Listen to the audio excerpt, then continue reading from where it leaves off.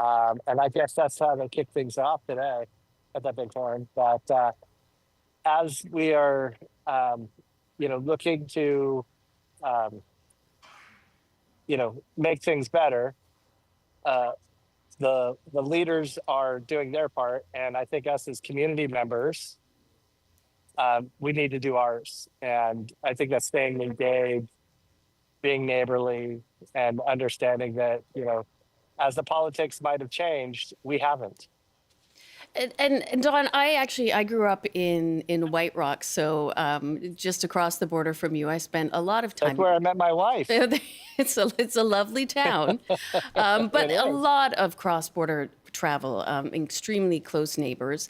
But I know a lot of family and friends that still live in White Rock. They aren't going down to Blaine anymore, stating that, as you mentioned, leaders change, politics change, but there is something about recent events that they just feel that that's a line they can't cross literally and figuratively. What is that impact having, on Blaine? You mentioned the tourism dollars are nice, but how does that impact the communities?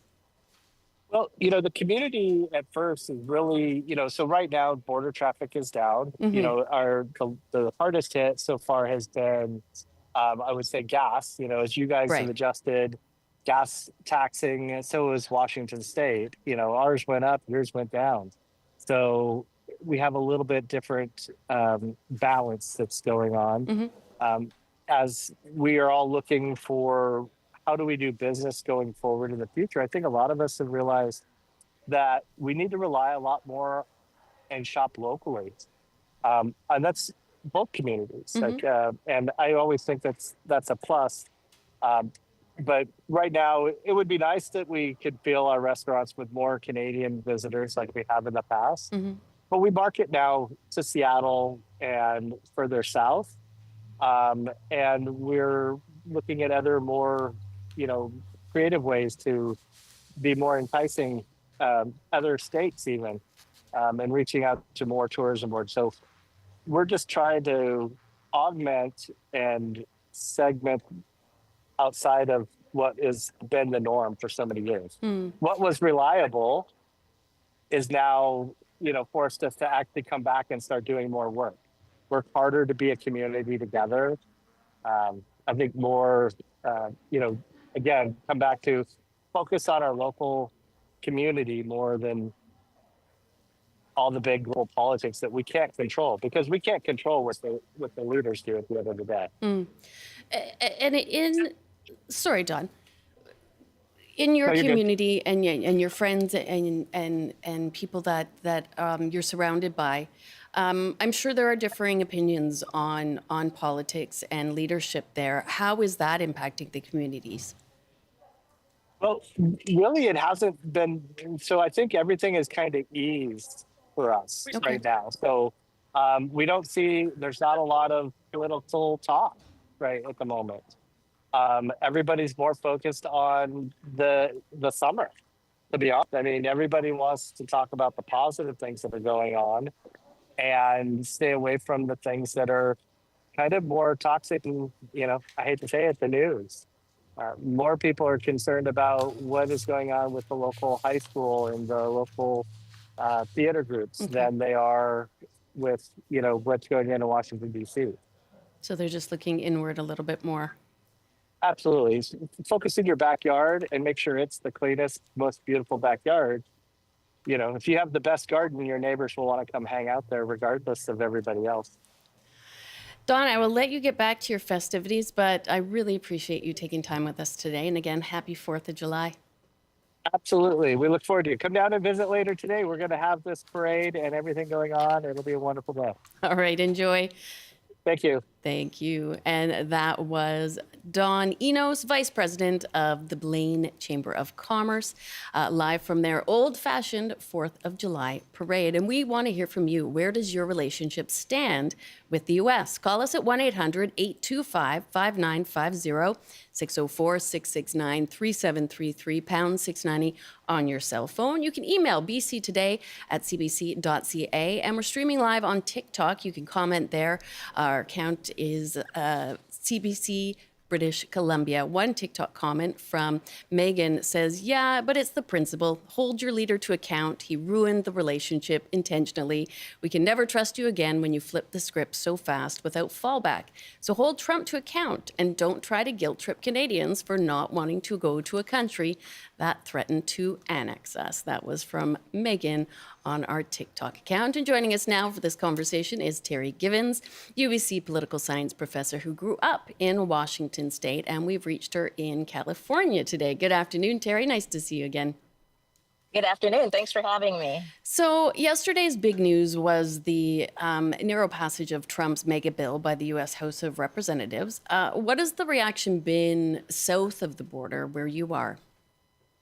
Well, of course, I'm very tuned in to what's going on in the news, and I have a lot of friends who are also political scientists. So we've all been tracking this pretty closely. And of course, there are those on one side that are very happy that this bill passed, but others who are very concerned about particularly there's two key things. I think the impact on healthcare, but also the increase in funding for ICE and border policing, basically.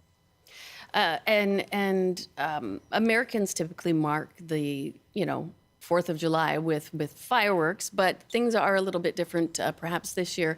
What can you tell us about the Free America or No Kings 2.0 events that are taking part today? Right. So this is a follow-up to the No Kings event from last month. Right. And there's a lot of people who are out there, basically protesting both the bill, but also, the broader issues that have been happening for the last few months. And so, yes, there's a lot of people who are protesting today versus the typical parades and fireworks. But, I think I agree with what's going on in Blaine. There's also a lot of people who are celebrating and trying not to think about the politics. And we do hear sort of those two. Some people, incredibly propelled into action over what they are seeing, and others that are sort of wanting to move inward. We got a comment on our TikTok account from user B, just saying the mindset of focusing inward is what is making their country continue to crumble. It is interesting to see those two different reactions. I'd like to bring in a call now, if we could, from Chris in Victoria. Hi, Chris. How are you? Hi, how you doing? I'm doing great. And what are your thoughts on relationships with the U.S.? Yeah, they're really tricky right now. We've spent some time in the U.S. and have really enjoyed the time that we have spent there. Really, have nothing negative to say at all against the specific population of U.S. citizens. But, I wasn't planning on even calling in today, but, after hearing the guest from Blaine speak about the fact that, they're kind of trying to focus away from the politics and, not really thinking about that and focusing more on the summer, I think that from my perspective, at least, that's the kind of purposeful ignorance and inaction that seems to, in a very soft way, reinforce some of the major decisions that are happening down there. It's sad to hear that there's such a huge distance between people in Canada and the U.S. as far as our economies working together and people wanting to go down there and visit and spend money. But as a Canadian, I would want to see people in the U.S. Protesting, lobbying to their, local politicians to, really keep pushing against a lot of the terrible decisions that are happening. And that quiet ignorance is unfortunately, all it does is just reinforce the fact that it's not a big enough deal to put the effort and time in to combat it. And that, from my perspective, makes me less eager to interact with the U.S. No, that's a fair comment, and I thank you for that, Chris. And Terri, I did see you nodding a few times, but we have that echoes what has been brought up many times. There's this almost turning a blind eye or willful ignorance to what is happening, and that is perhaps what's contributed to the United States being in the position it is today. Should we see or hope to see more Americans pushing back and demanding that these breakdowns in communication sort of get repaired? Well, part of the issue is that a lot of the pushback hasn't been in the media, Mm, right? It's the pushback is in the meeting of a Congress. I attended a meeting of the congressman I know in San Francisco who had a very large turnout. People are going to the meetings with their local state representatives. People are protesting. But the interesting thing to me is that even going back to April when the first large protests started happening, hmm even globally, the media wasn't paying attention, and it took a lot of work to get the media to notice that there were people out on the streets. So, I mean, it's a double-edged sword in the sense that the media is trying to follow what's going on, but also they can't be everywhere, and so it's important that we communicate, really to each other, and I want to reassure the last caller that yes, there are a lot of people who are contacting their representatives. They're hmm trying to, get the word out that we want to have a say in what's going on. hmm And interesting too, like just in terms of perhaps not getting the exposure. I can't speak to everyone, but I would imagine, especially in the States, there are some news outlets that are afraid of pushback or punishment for reporting on anything that can be perceived as anti-Trump or anti-government. Yeah, I think it's a combination of things. There is some of that, but I think the other side of it is that the media is struggling. And Absolutely. so, they just don't have enough people to get out there and be on the ground. And so you have organizations that are tracking, how many people are out protesting, and trying to get that to the media. We have to also support our local media in the U.S. A lot of people aren't supporting, National Public Radio or the television or PBS or even their local newspaper. Yeah. And the numbers of subscriptions are declining, and people are this has been an issue for a long time, that more and more people are getting their news from social media and TikTok and Twitter and so on. And so that's a whole other issue of how people are getting the media. But I would just say that there is a lot of pushback, and it.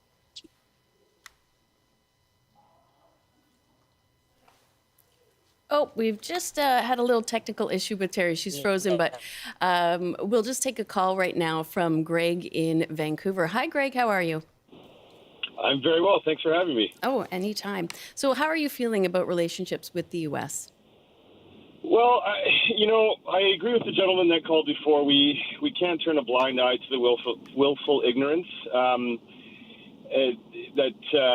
that has been spoken about, and it really is sad because there's nothing more than I love going down to Blaine and Bellingham and Seattle and stuff like that, and it's just it really is just sad that that's just not in the cards. I mean, I will say that I'll go down to Point Roberts because I grew up in Tsawwassen, and I really know how much they depend on us Canadians, and it's I've got a bit of a soft spot for it. But yeah, no, I agree. I think that we have to hold the line, and we really have to show them that this is not something we take lightly. Yeah, I mean, like I said, I'd love to go back down, but this sort of this outweighs everything else. So Yeah, no, I think you echo what a lot of people are feeling. There's that sadness, but also not willing to take that step to, head into the States anytime soon.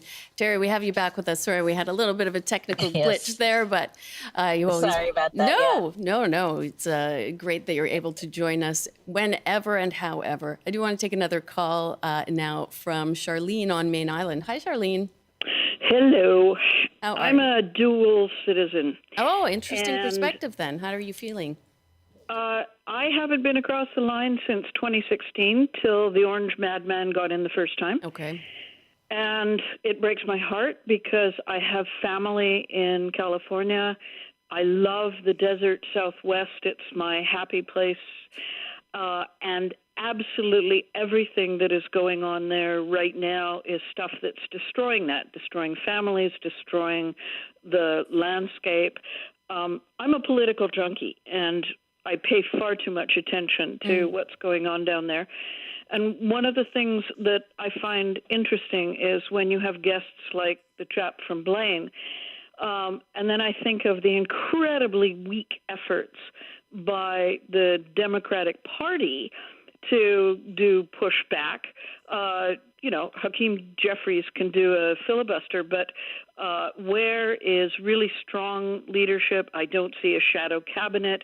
They should be having a press conference every day challenging Trump. They don't do stuff like that. And then you hear people say, well, it's not all Republicans are like that. But to me, it's kind of like with Christians, they say, well, we're not all like the people who are out there doing the anti-LGBT. Okay, but you never hear of pastors from pulpits saying, do not treat people like that. Be good to immigrants. Stand out there. And, it's all of that stuff. A lot of it, as people have said, is that certain Americans are saying, well, we're not really like that, and yet you don't hear the voices raised. All right. And bottom line to me, and I'm just going to end with this, there is no such thing as annexation. There is no such thing. Let's quit with the euphemisms. There is only invasion. There is only war. Nobody is going to willingly sign a paper and say, yep, we're going to be 51st state. And when they talk about that, when somebody in the States says, well, we don't like Trump's talk of annexation, but it's just the way he talks. It is not just anything. It is a declaration of potential war. Well, thank you for that comment, Charlene. And Terri, I want to get back to Charlene's original point before we have to let you go. But, do we need to see more pushback, or would it, be helpful, I suppose, to see more pushback from inside the Republican Party to what Trump has been doing? Or is that being silenced? That would be nice.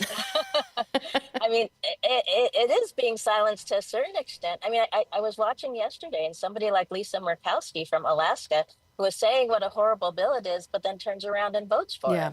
So, you have people like Liz Cheney and Adam Kinzinger who are former representatives who got, basically kicked out of the party for taking a stance against Trump. And so it's a difficult position to be in, but it's also, it's an issue of patriotism. It's an issue of maintaining the country that we want, and that the majority wants. And I think that I still have hope. So there are people out there doing work, and there are protests. So I hope people pay attention to that. I always feel better when I hear you say you have hope, Terri. That gives me a bit of hope. And I really appreciate you taking time with us today. And we will, I have no doubt, speak with you soon. Thank you, Terri. Yes, thanks. Take care. Terri Givens is a UBC political science professor who grew up in Washington State, and we reached her in California. And we did get a couple of comments on TikTok. One says from Missy, many U.S. citizens traveling to Canada to support us. They're even moving here. And Breck writes in, the only reason I am in the U.S. is due to my fiance. If he says he wants to move out, then I'm out. Thank you, as always, for all of your calls, emails, and texts, and keep them coming. You can still write in on this topic to bctoday@cbc.ca. It is 12:27 on BC Today.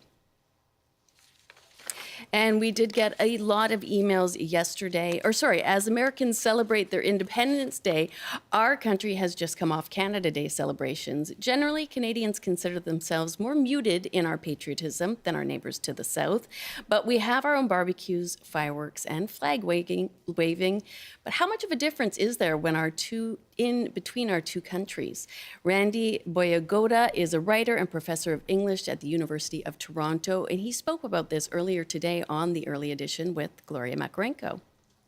Well, I think it begins by acknowledging that a large part of what it means to be Canadian for a long time has been basically saying we're not American, that we define ourselves as Canadians against what we perceive as American identity.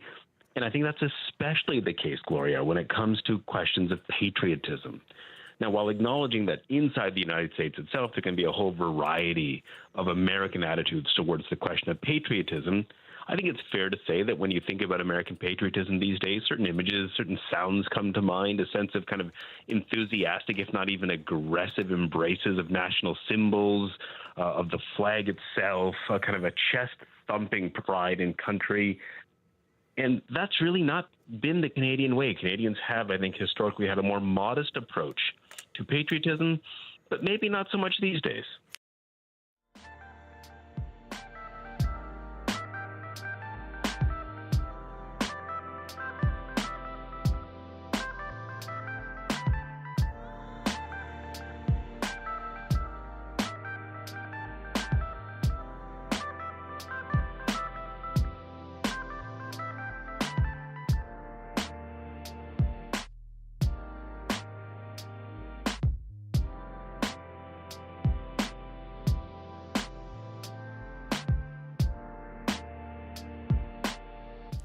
This is BC Today on CBC. We're on Radio 1, CBC Television, and live streaming on our website, cbc.ca/BC.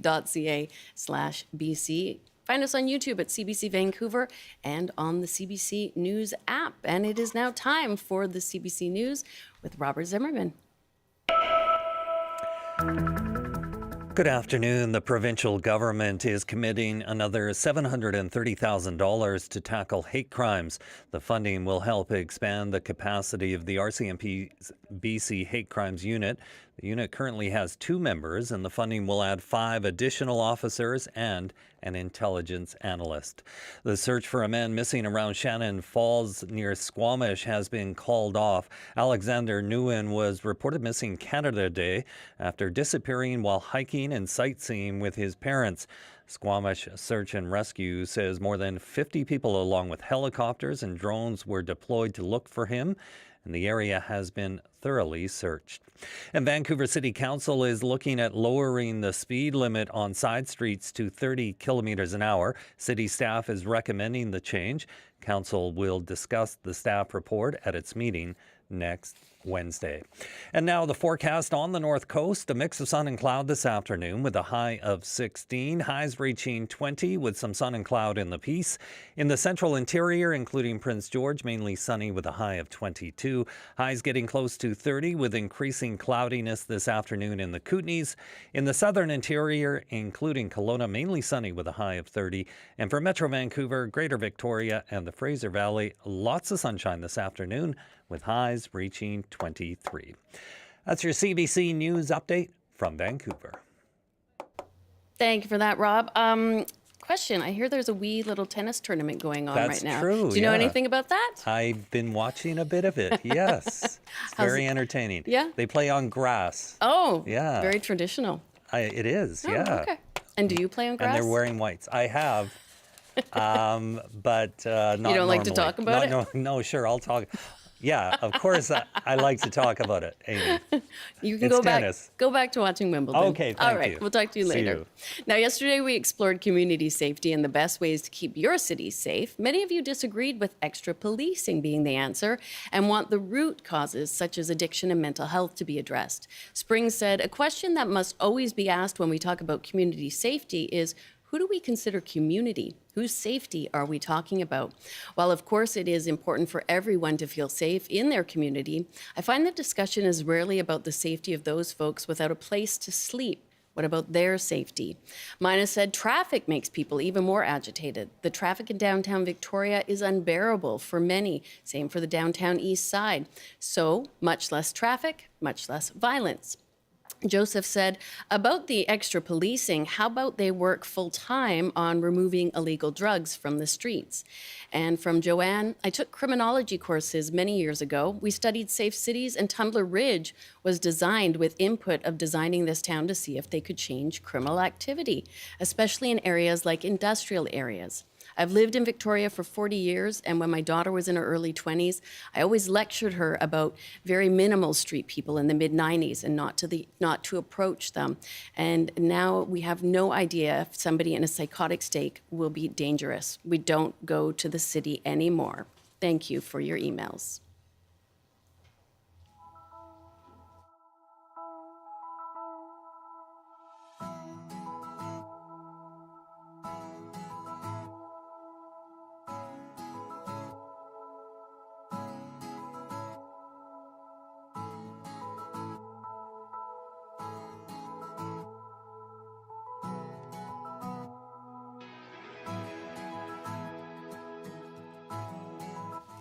And we're just waiting to connect with Brian Minter. But first, a young disc golf pro from Kelowna is preparing for a busy summer. 18-year-old Carver Whitford is hoping to land a big professional contract, and he's doing it all a few digits shy of his competitors. Kimberly Davidson joined him at the disc golf course on Knox Mountain to see how he plays the game. 18-year-old disc golf pro Carver Whitford is preparing for a couple of big tournaments in July. So it's BC Open in Vancouver, and then TCL in Kamloops the weekend after that. So two big, really big Canadian A-tiers back-to-back. For long distance. Whitford's been playing the game since he was 6 years old, practicing just about every day. And it's paid off. He was ranked 4th in the world in the 12 and under age category and 18th in the world in the 15 and under age category. In 2023, he was crowned national champion overall. You're just trying to get it in the basket in the least amount of shots as possible, just kind of like golf. Oh, there you go. He says his short game, putting, is key to his success. It's harder for me to get a lot more distance as everybody else, but I try and not let that affect me. Whitford was born with ectrodactyly. It's a genetic disorder sometimes called a cleft hand, where one or more digits on the hands or feet are missing. Whitford is missing the middle 3 fingers on each hand. So I just got a pinky and a thumb, essentially, and then I just hold the disc off my pinky and then I put my thumb on top. And then I kind of just throw it like that. Do people competing with you notice or at all? Yeah, they definitely notice. It doesn't affect them. I think they're probably more interested in it. I get a lot of questions on the course. And this summer, he's going to be spending a lot of time on a lot of different courses. Now that Whitford has finished high school, he says it's time to put his all into disc golf and make a real living at the game.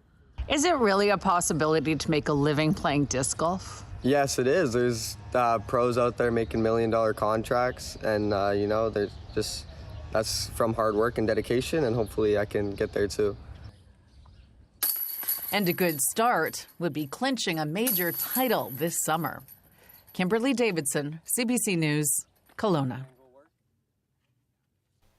And a BC man is taking a famous Canadian dish to a whole new level.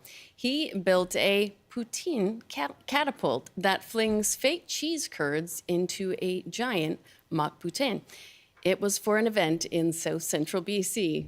Take a look. Gotta crank it for them. They put the cheese in there. The tiny cheese. Oh! I got approached to create a cheese curd flinging device. The kids had to come and be able to put at least 3 cheese curds into the poutine. It all started in the design. I looked at what Leonardo da Vinci did or drew, and one element at a time, just focus on doing what I know first, and then slowly refine and experiment. And that's the funnest part. I was excited to build a catapult and be paid for it. That was a dream come true as a kid. So the cheese curds, I went with a dense memory foam because it already had a nice similar color. So I wish it was gravy, but we went with water. It was less messy. Oh yes, bien joué, fromage. I've seen everything now. And it is Friday, and that means Brian Minter is finally here with his gardening advice. And to take your questions, he's joining us from Country Garden Limited in Chilliwack. So call us at 1-800-825-5950, 604-669-3733, pound 690 on your cell phone, or email bctoday@cbc.ca. Brian, sorry for the delay. We had some technical hiccups. What do you what do you think people need, or what do people need to be thinking about this week for their gardens? Yeah, 3 or 4 things which are really, really important right now. Number one is watering. As we're getting, quite dry weather already, we're finding that many plants are getting under stress, and I see this every day in so many gardens. Remember that watering is the most important thing for all the plants around our homes and gardens, and especially in containers. And just a couple things. Remember, water in the morning if you possibly can. Just get up a little bit earlier. And but as the temperature's on the rise, the plants make the best use of the water. And trees and shrubs and plants around our gardens, when we water, I see folks standing right near the trunk of the tree watering. Not good. The outside branches is where the drip line of the tree is. That's where the roots are. So please water around the area, which is very important. And the controversial thing about lawn watering, and I'm happy to see GBRD are talking particularly about 1 inch of water a week. Lawns can be a terrible fire hazard, and thinking of all the forest fires and keeping your lawn green is important. And again, 1 inch a week will make all the difference in the world. And it has so many other benefits as well. A couple of things about tomatoes right now. We need to get some lime or calcium on our tomatoes, because as they begin to ripen, they're going to be a little bit of a brown spot on the bottom, spoiling the tomato. Lime will prevent that. It's a calcium deficiency, which is very important. And another big one right now, people are already complaining about, I've got white spots all over my cucumbers and my squash and my pumpkins and so on. Keep the water off the leaves of all those plants, because they quickly, with the humidity we have, can get mildew, which is a real pain in the neck as well, which we have to watch. And one more thing in terms of things that we need to pay attention to, those cute little white butterfly moths that are flitting around all your cabbage and cauliflower, broccoli. 3 days, you're going to have tiny little caterpillars chewing all your plants. And there's an organic solution. You can put Remay over top if you want it, totally organic, or BTK, which is a bacterial spray, which doesn't harm natural predators, but that'll keep all your plants and clean. And the big thing is go out in your garden and actually look out there. I kind of chuckle to myself because folks will bring a leaf to me that is so infested with disease or so infested. I say, have you ever been in your garden? The best control is going out and taking a look. And just really quickly here, for color, it's an ideal time to begin to plant right now. Actually, from seed, the early July to mid-July is the perfect time to seed whatever you'd like to have in your garden for fall and autumn, to be able to harvest and have that continuous succession of plants. And don't forget, little things like it's the early part of August when we actually start planting our winter vegetables, so keeping things coming. And for putting color out right now, it's the real heat lovers, the unique plants that make a difference. People are falling in love with the mandevillas right now. Oh my gosh, they're so incredibly heat tolerant. They thrive in that type of. They look absolutely gorgeous. And color in your garden in terms of adding things that would be. But this is a really important one as well. Don't do some landscaping and then go on holidays. You're not allowed to go on holidays if you're doing landscaping. You've got a garden? Sorry, stay home. You're not going to water your plants, right? So one thing I wanted to keep in mind, there's so much color we can enjoy over the summertime, and the hydrangeas are magnificent right now. Those are just some of them. But please be there to, they need to be watered daily when we have this type of weather. So those are just a few little ticks in the boxes of gardening that we need to really pay attention to at this time. That is a lot, but all very good advice. I know a lot of my neighbors, they swap watering duties over the summer vacation, so that's a good way to get around it. Let us get some calls in now from Robert in Campbell River, and I believe you want to talk about morning glory. Yeah, I've got morning glory in my rose bushes, my cedar hedge, my hydrangeas that you just talked about. They're all over the place. I keep pulling it out. They intertwine with the branches. hard. Try and get them at the root, but it's endemic here. I feel your pain. But Robert, they're so pretty, though. You know, the beautiful white flowers all through the hedges and so on. Okay. Yeah. But you're on the right track. But I think we need to be a little more aggressive. For us, when we're dealing with weeds, it's a nuisance. For them, it's life and death. So who wins? But the thing is, I think in certain areas, getting some heavy-duty commercial-grade landscape fabric, and it's not that expensive. It's really not. And just putting it down and putting a mulch or something over top really discourages it. And getting the mother plant, you know, the basic start of where it's coming from, tracking it down, getting that out of the ground makes it a lot easier once that's gone to take with the smaller ones. But, you know, even if you wanted to put a weed control on it, it grows so quickly, it outgrows the weed control. So you're right. It's physical, you know, fighting in the ditches here to make sure that we, you know, get those plants out. But honestly, heavy-duty landscape fabric, putting it down with the mulch really deters it and let's give you a chance to get a bit of ahead of it, honestly. But it's a fight, no question. Hope that helps you, Robert. I've fought that battle too. It's a bit of a nemesis in my garden, so I know the pain all too well. Linda in Trail has a question about peach and cherry trees. Hi, Linda. Hi there. Hi, Brian. I have a question. I was hoping for a better crop of peaches this year, and we had a couple windstorms and some nice-sized peaches dropped, nowhere near being ripe. However, I'm wondering, should I be watering with this heat a lot more than I am? I noticed there's quite a few yellow leaves that have blown down in the windstorm, and my yellow cherry tree again, has only produced about maybe a dozen yellow cherries. And I'm wondering if possibly one of my neighbor's trees who I know who had a cherry tree possibly died as a pollinator. Any thoughts on that? Yeah, Royal Anne, for example, has been the one in Rainier. Those are the two that are very similar. Those are our late cherries, and they're absolutely wonderful. But it comes down to a couple of things, and both of those need a pollinator, by the way. They're not self-fertile, so you're bringing up a very good point. So, it might be worthwhile planting another tree, and not the same one. You want cross-pollination taking in place so that if you have a Rainier, you get Royal Anne and vice versa. That would do it for you. But also look in the spring when they're blossoming. Are there bees out? Are there pollinators out and around? And adding more things that will attract them is probably a big one. So, but the tree that's gone for the other one might be your answer right there. On the peaches, oh my gosh, you are so right. Around the drip line of the tree, please soak it thoroughly. Two things happen. You get the health of the tree growing. It helps the peaches size up the way they should. But you also get the sugar bricks. The flavor on your peaches improve dramatically, especially now, because the end of the month really is when we're going to, get most of the peaches beginning to ripen, but they need that water now. Soak down deep around the tree, around the drip line, really important, Linda. I hope that helps. Thank you very much. Hope that helps you, Linda.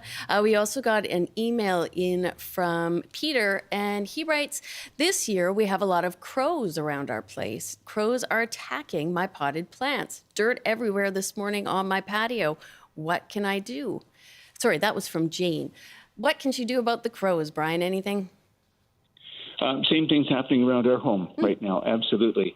And we actually have a friendly crow. When it was, every morning he stays around all day by himself, unusual, but he's become a pet. But anyway, the bottom line is all types of wildlife that we have, we appreciate them, we need them in our environment, but they can become nasty. So it means putting maybe in your containers, putting a tripod over top that doesn't look too terribly unattractive.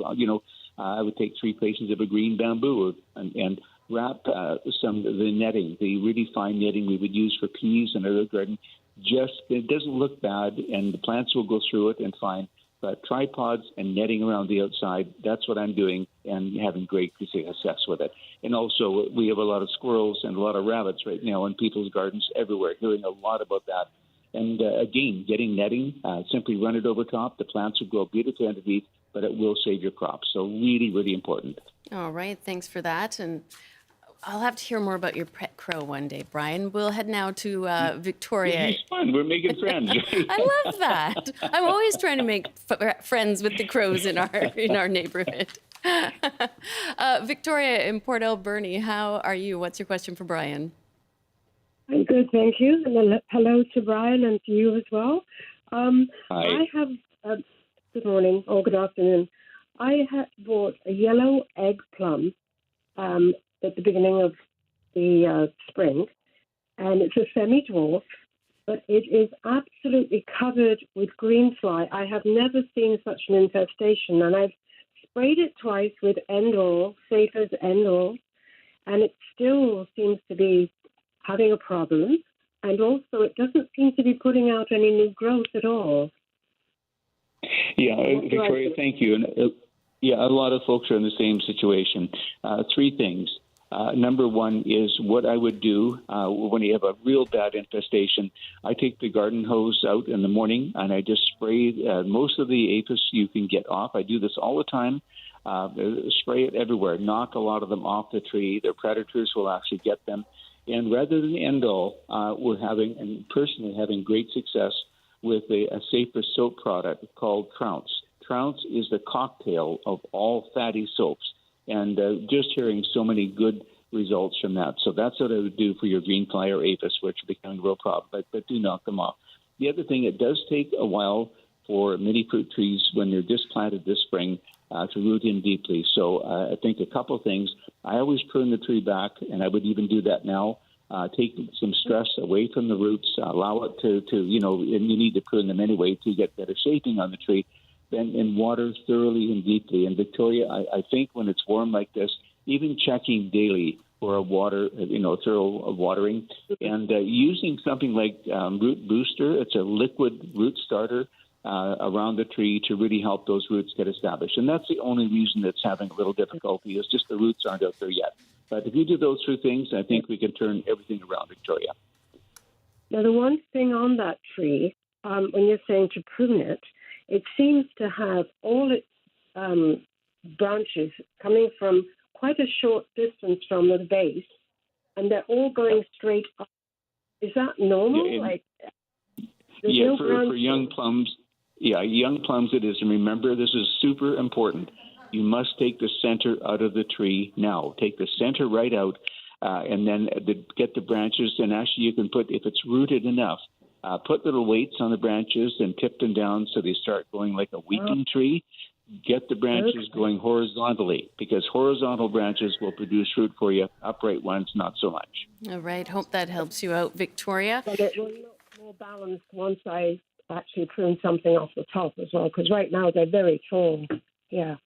Yeah, the tall and thin is a young tree. That's why you need to prune them back, take the center out, and get the branches going in a horizontal fashion, and that'll make a big difference for you.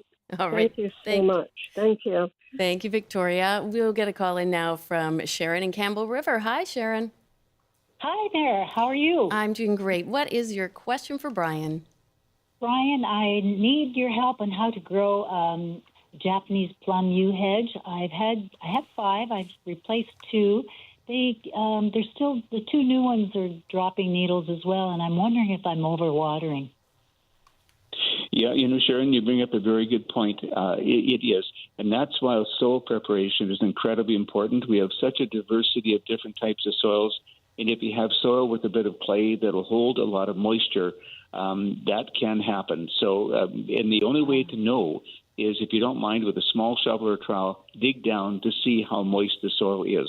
The other thing, Sharon, I always do when I'm planting trees and shrubs, I put about 50% of a fine fir bark into the planting hole. The nice thing about bark, it draws your roots out immediately, and when we do get too much water, it really quickly gets the excess away. So working some bark in among those roots would make a big difference. But you got to go, dig down there and see. And I think, with anything, it's just getting established, giving it enough time to get the roots out and get them going, and is all you need to do. But you're right, good drink, let them dry is the rule for new plants. Okay, thank you. And then too much hot afternoon sun, would that be harmful, or is that okay? Yeah, especially on younger plants when they haven't got the roots out yet to pull the water up for all the tree. Yeah, it's tough, absolutely. Okay. All right. I'll keep that in mind. Thank you so much. Thank you, Sharon. Good luck. Take care. We're going to call now from Sharon in White Rock. Hi, Sharon. What is your question for Brian today? Sharon, are you still with? Oh, we've got Dave now in Cranbrook. Hi, Dave. Hi. And do you have a question for Brian? Actually, I wanted to add on to one of his things about morning glory. Okay. I had it in my lawn, and I talked to the weed and feed people, and I'm using par 3. And the guy's next door to me, his lawn is white with these little flowers, and my lawn doesn't have one in it. It's amazing stuff. All right. Good to know. Have you heard of that product, Brian? Yeah, it is. It's a Roundup product, basically, which is not available to the home and garden industry. To the farming community, yes, but that's the only challenge in terms of doing that. You're absolutely right. It does work, Dave, but it's just the availability and again, being registered for use in the domestic market. That's the only challenge. But you're definitely right, Dave. It does work. Thank you for calling that in, Dave. And Brian, thanks for clarifying that. It's not for your average gardener. We still have a bit of time left. If you want to get a question in with our master gardener, Brian Minter, you can call us at 1-800-825-5950, 604-669-3733. I know there's always many questions about what to plant and how, more importantly, to take care of what we have planted. Brian, we got a question in from I believe, Lana. And she says, I've never had a spider mite infestation like this. All my aubergines and lesser so the peppers. How can we help Lana out? You know, and spider mites, as we get warm, dry weather, are going to be one of the biggest pests, absolutely. And absolutely the best solution for them. And they're even doing this in the Okanagan right now when they're spraying trees. Instead of using chemicals, they're using water.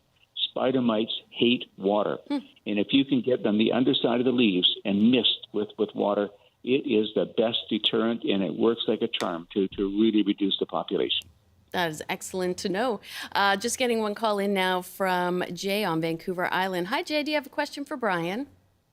Yes, I do. Hi, Brian. My question is how to deal with the St. John's wort. It's taken over the whole yard, and I don't know what I can do about it. I've done in terms of landscaping fabric and everything else, but it still doesn't seem to work. Yeah, Jay, I can sympathize. I mean, it's still being the leaves are healthy, though. The plant is healthy. They're growing well. And yes, I'm not they're joking blooming here. And beautiful. They're blooming yellow. Okay, good. At least it's looking good. You know, we were having some problem with diseases on the St. John's wort, and that's why I was just asking.